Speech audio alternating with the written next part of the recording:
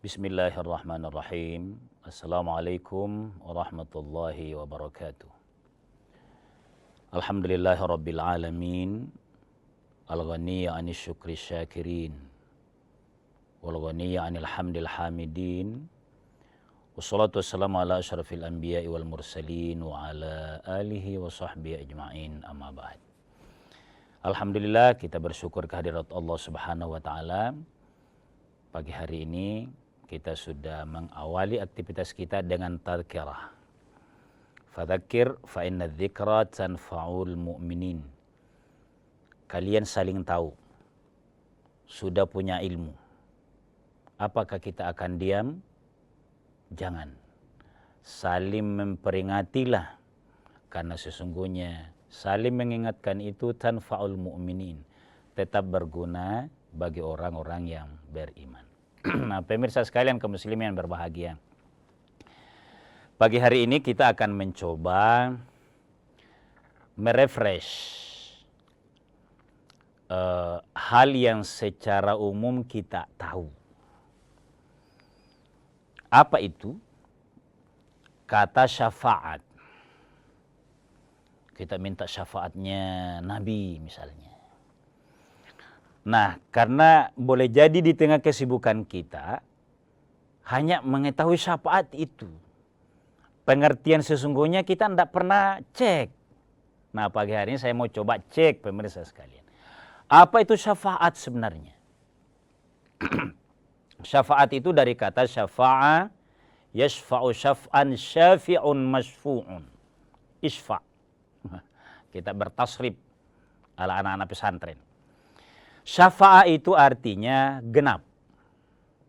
Jadi arti dasar syafaat itu genap. Lawanan dari kata witrun. Mungkin adik-adik kita sering namanya sholat witir. Sholat yang ganjil rakaatnya. Jadi itu lawanannya. Syafa'a lawanannya witir. Syafa'a genap, witir ganjil. Itu makna lughawi, bahasa. Apa makna syar'inya, Ustaz? Yang kita harapkan itu. Makna syar'inya adalah pemberian pertolongan dari Sang Khalik. Jadi itu pemberian pertolongan dari Sang Khalik kepada hambanya melalui hambanya yang lain. Jadi satu orang Allah mau tolong karena Allah Maha Pengasih, Maha Penyayang. Karena dia amalnya tidak lengkap-lengkap. Malas beribadah, berat beribadah. Diperingati tidak beribadah juga. Allah kasih Maha Pengasih, Maha Penyayang. Asal ada syarat yang bisa ia penuhi, maka dia tidak sendiri. Ada syafaat yang Allah hadirkan kepada dia, itulah manfaatnya syafaat. Tapi pemirsa sekalian, timbul pertanyaan, siapa yang bisa memberi syafaat? Jadi, kalau ada syafaat, itu kan isim masdar itu syafaat. Pemberian pertolongan. Siapa yang Allah jadikan perantara. Jadi Allah mau tolong hambanya. Dia beriman tapi hanya beriman, malah sekali beribadah. Bahkan banyak dosanya. Maka Allah jadikan perantara di antara hamba-hamba pilihannya untuk membantu hamba Allah yang lain. Ini juga syafi' ini, hakikat pemberi syafaat itu kan Allah. Tapi Allah Maha Pengasih, dia lahirkan lagi manusia pilihannya untuk menjadi ditahu oleh sesama manusia. Itulah para nabi secara umum, terutama Nabi Muhammad SAW, kemudian para syuhada, para wali Allah, termasuk nantinya yang bisa menyebabkan seseorang mendapatkan syafaat di tengah kekurangannya, di tengah lemahnya imannya, di tengah kurangnya amalnya. Kalau ada seseorang yang punya anak menghafal Al-Quran, itu syafaat. Jadi Allah kasih kepada kehidupan manusia itu yang asal kita percaya adanya syafaat itu. Kan begini pemirsa, kita itu beramal, syukur-syukur kalau memenuhi syaratnya, lalu rukunnya. Kalau terpenuhi syarat dan rukunnya, mudah-mudahan makbul di sisi Allah. Tapi kalau dilakukan karena keterbatasan kita, belum tahu-tahu juga, ada saja yang kita langgar, maka Allah masih bisa memberikan pertolongannya lewat syafaat, perantara dari Allah. Kita lanjutkan setelah jeda sejenak.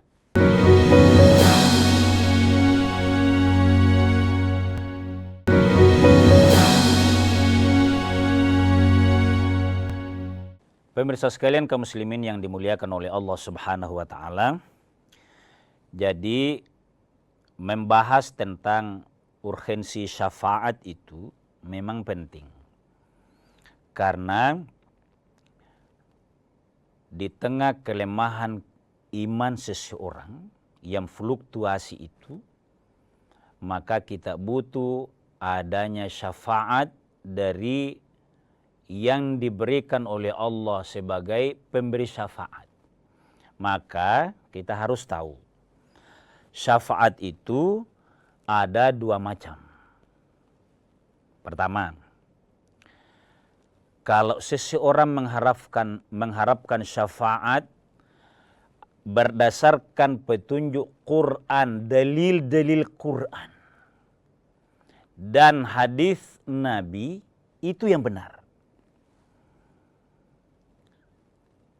Allah tegaskan, man dzalladzi yashfa'u indahu illa bi'idznih.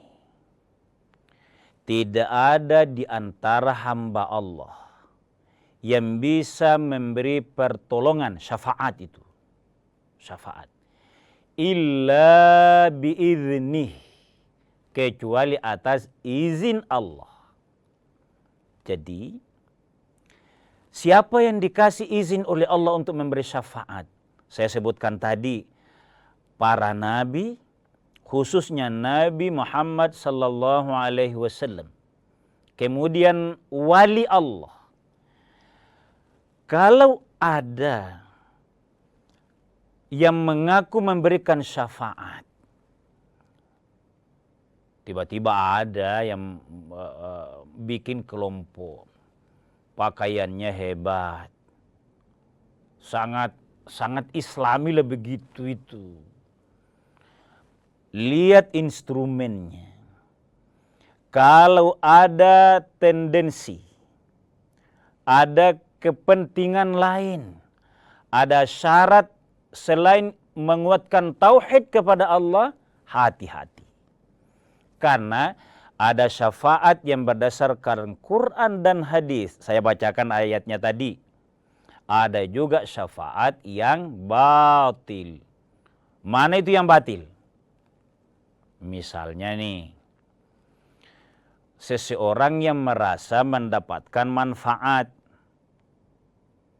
mengadakan ritual-ritual di benda-benda. Taruhlah misalnya gampangnya kita bahasakan begini. Praktek-praktek musyrik yang jelas-jelas ditantang oleh Nabi pada misi kerasulannya dahulu. Itu, kalau masih ada seperti sekarang, tidak minta kepada Allah. Jadi, syafaat dari Nabi sekalipun itu mintanya kepada Allah, bukan minta kepada Nabi. Ingat ini.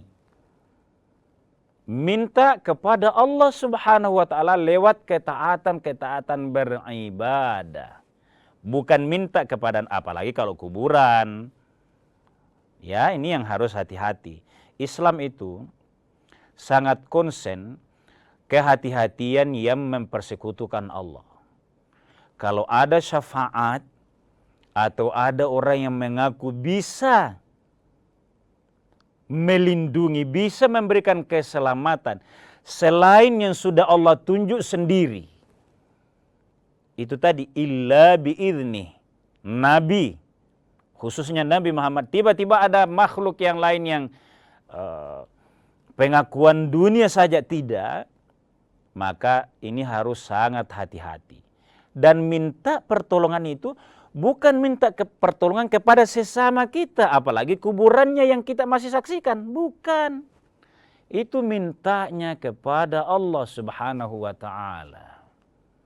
Pemirsa sekalian kaum muslimin dimuliakan oleh Allah. Jadi, saya mau tambahkan, dari dua jenis syafaat ini, harus yang berdasarkan Quran dan sunnah Nabi, serta tata cara yang diizinkan atau diisyaratkan oleh dalil-dalil sahih. Saya mau masuk pemirsa sekalian. Syarat terjadinya pemberian syafaat itu. Syarat ini. Pertama, Allah meridhoi yang memberi syafaat. Apa maksudnya? Allah memilih Nabi dan Rasulnya, terutama kalau kita umat Islam pasca turunnya Al-Quran, ya Nabi Muhammad SAW, Allah ridho kepada Nabi. Maka kalau dia memberi syafaat kepada umatnya sesuai anjuran Nabi, maka itu bisa. Jadi hanya yang oleh Allah ridhoi orangnya. Maka maknanya kembali yang tadi, kalau ada orang mengaku-mengaku penampilannya hebat, kita tidak tahu keulamaannya seperti apa. Baru lingkungan kita saja yang mengakui, bukan pengakuan bersama ulama, bahkan tidak diakui oleh sesamanya ulama, misal ini, maka harus hati-hati. Jadi pertama, Allah meridhoi pemberi syafaat, dalam hal ini Nabi. Yang kedua, Allah meridhoi orang yang diberi syafaat. Apa maksudnya ini? Yang akan Allah izinkan mendapat syafaatnya Nabi Muhammad SAW adalah orang yang beramal baik juga. Jadi itu tadi, yang memberi syafaat Nabi, yang akan diberi syafaat adalah umatnya yang mengamalkan sunnah Nabi, tidak bertentangan sunnah Nabi SAW. Itu dia. Jadi ini harus ditahu. Apa maksudnya poin kedua ini? Tiba-tiba ada orang mau sekali mendapat syafaat. Dia belum berupaya memperbaiki keimanannya, minta syafaat. Oh, tidak begitu. Tidak begitu. Harus ada upaya dulu, diridhoi oleh Allah, sehingga kan kuncinya tadi Allah yang memberi syafaat sebenarnya. Ini dalam akidah, jangan kalau kita membahas syafaat, yang kita makna dasarnya tadi ada perantara di antara hamba Allah, kita memintanya kepada perantara, jangan. Ini yang selalu saya bilang hati-hati. Kalau ada orang yang berkata begini, ada ustadz lah, atau berpenampilan ustadz, saya tidak bilang ustadz, berpenampilan ustadz, menjamin keselamatan di dunia, keberuntungan dunia, keberkahan dunia bahasanya. Tetapi dia mengatakan, saya yang jamin. Kalau orang paham, dia cut di situ itu. Karena minta syafaatnya itu kepada Allah. Seluruh doanya kepada Allah. Tidak merasa dijamin oleh sesamanya Allah itu. Karena nanti dia memperbaiki diri, mengamalkan. Kalau Nabi SAW amalkan sunnahnya. Apa buktinya? Makin rajin baca Quran. Makin rajin baca selawat Nabi SAW. Ada upaya serius dari dirinya. Ini baru berlaku. Allah meridhoi orang itu karena amalannya, sehingga syafaat dari Nabi bisa sampai. Kita lanjutkan setelah jeda sejenak.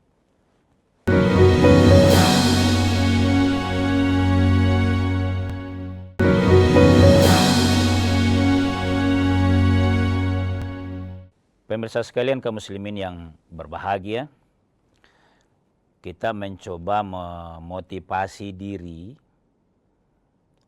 memperbaiki diri. Kalaupun masih kurang, kita berharap mendapatkan syafaat dari pilihan Allah. Kita singkat dari Rasulullah Sallallahu Alaihi Wasallam, Nabi kita. Mungkin ada yang bertanya, apa manfaatnya itu orang mendapat syafaat? Luar biasa pemirsa sekalian. Pada saat Allah tegaskan, wa ma arsalnaka, kami tidak mengutus kamu Muhammad illa rahmatan, kecuali menjadi rahmat. Maka kalau kita ikuti Nabi, sunnah-sunnahnya, kita berhak mendapatkan syafaatnya.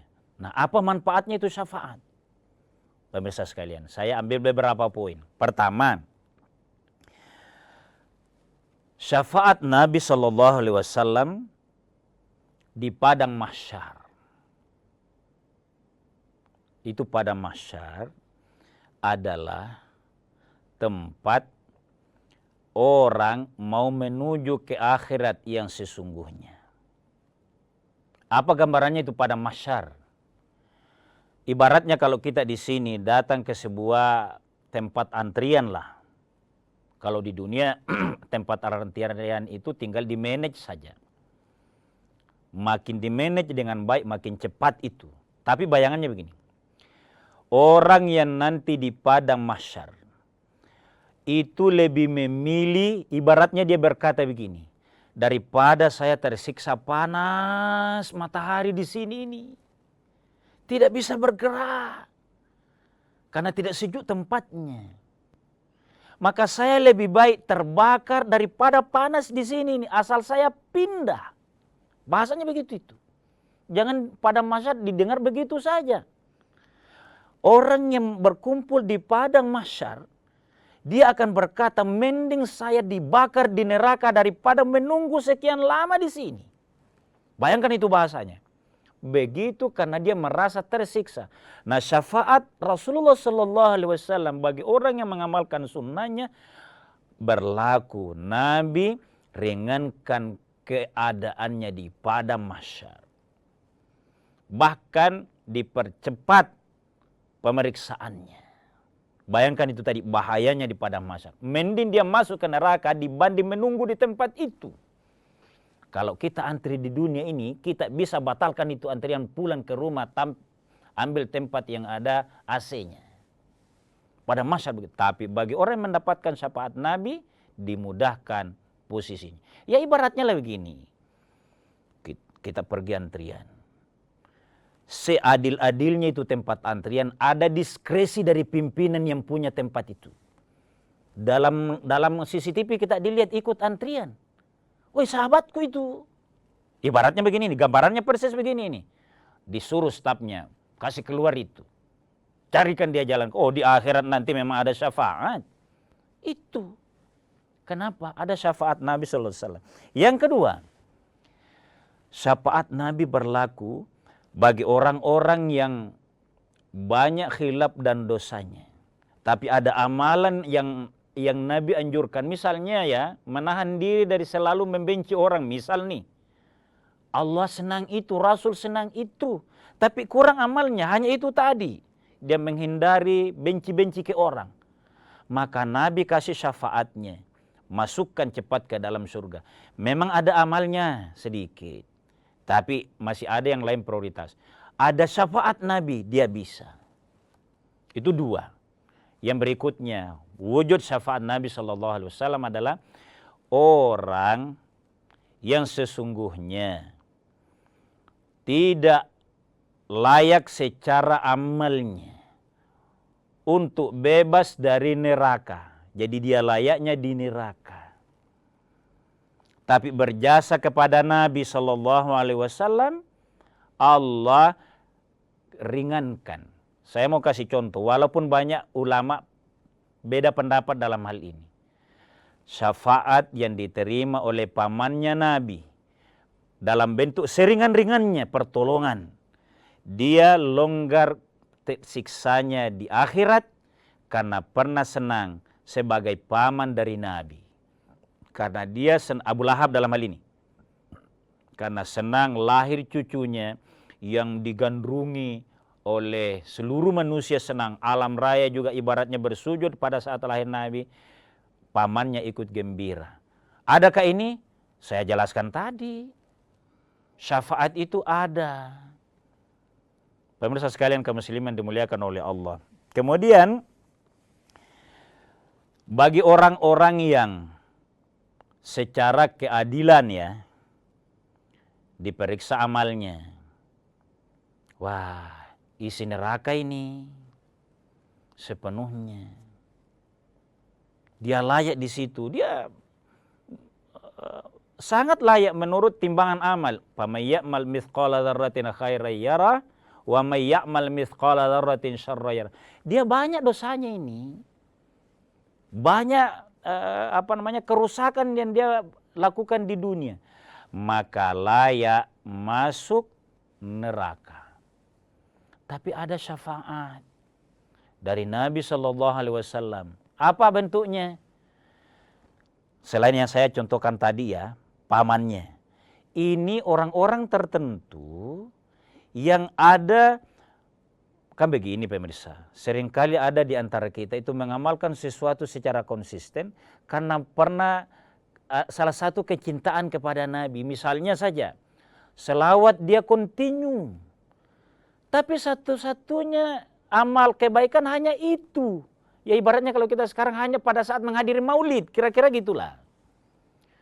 Tapi Allah muliakan Nabi Muhammad SAW. Allah kasih keringanan. Bukan keluar dari neraka ya, bukan. Jangan tunginya. Tidak ada amalannya, hanya sangat sedikit. 99% dosanya layak di neraka. Hanya karena saya contohkan tadi, selawat kepada Nabi saja yang dia lakukan. Jangan tungi mau keluar dari neraka. Karena syafaat sekali lagi posisinya adalah menempel. Ada kebaikan yang layak ditempel. Syafaat itu pemirsa sekalian ibaratnya persis begini. Baju kita ini ada sobeknya. Bukan menempel namanya. Kalau lebih besar tempelannya dibanding yang masih utuh. Syafaat itu. Syafaat sesungguhnya mendorong hamba Allah. Berupaya sekuat mungkin i'tiqad atau niat kuat. Untuk memperbaiki diri dengan tidak sombong. Mengharapkan ridho Allah Subhanahu wa ta'ala. Kalaupun pada sisi-sisi tertentu dia hisab dirinya, saya belum layak ya Allah. Minimal lagunya Abu Nawas disebut. Ya Allah, saya belum layak dengan surgamu karena amalan saya rendah.